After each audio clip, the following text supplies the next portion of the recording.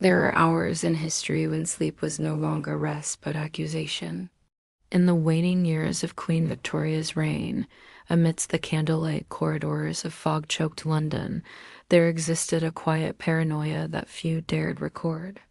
Not of gas leaks or opium madness, not of foreign revolutions or anarchist bombs, but of sleep, and more precisely, the wrong kind of sleep.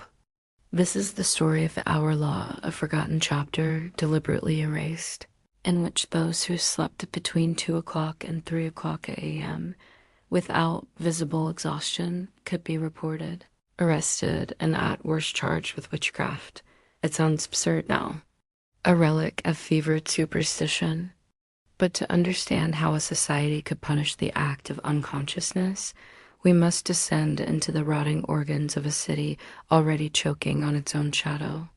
In 1881, London suffered what historians now call the Still Winter, a period of 67 consecutive nights where not a single child under the age of 7 was reported to dream. Hospitals were flooded with insomniac children trembling with fever, eyes open but unseeing. Parents swore their sons and daughters had forgotten how to fall asleep, as though the natural rhythm of the body had been stolen. And in these nights, across alleyways and manor houses alike, others began to sleep deeper than ever.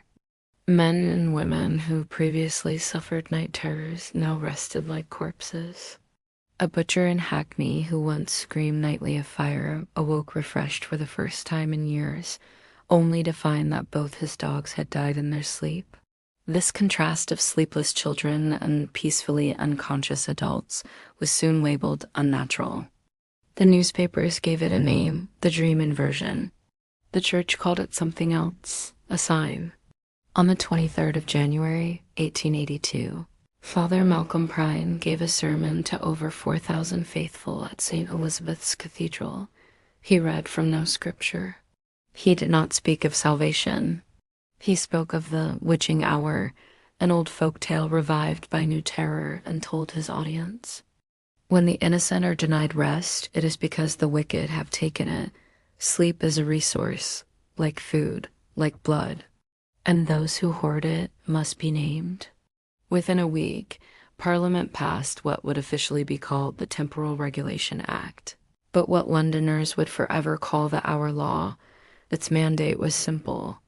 Any subject of the crown found to be asleep between 2 o'clock and 3 o'clock in the morning, and who cannot demonstrate exhaustion by labor, age, or sickness, may be questioned in accordance with national protection statutes.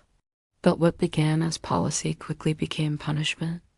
Entire neighborhoods formed watch committees, volunteer enforcers armed with oil lamps and thin sheets of paper, each listing names of residents and their suspected sleeping behaviors.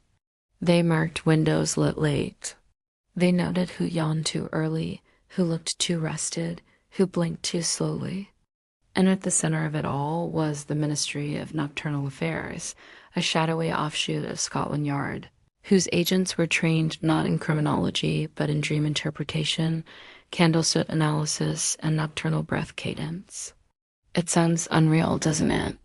And yet, there are records sealed until 1992 that list 47 arrests made solely on the suspicion of sleeping improperly. Among them, Beatrice Elkin, 29, seamstress, charged with irregular nocturnal recovery. Harris Mould, 61, retired chimney sweep, accused of suspicious stillness, and most chillingly, Lillian Glass, 17, student, found asleep at 2:17 a.m., wrists limp, lips blue, who upon waking asked her captors, "Did the children send you?" She never spoke again. These are not fairy tales. They are footnotes buried in bureaucratic margins. But if you think this is merely about law, about paranoia, or even about the absurdity of a government trying to control dreams, you're mistaken. This is a story about one man, a man whose sleep was not his own, a man who awoke every night at precisely 2:06 a.m., drenched in cold sweat, unable to scream because a name was being whispered into his mouth by a voice that wasn't his. His name was Jonathan Bellamy, and he would become the last known person accused under the Our Law.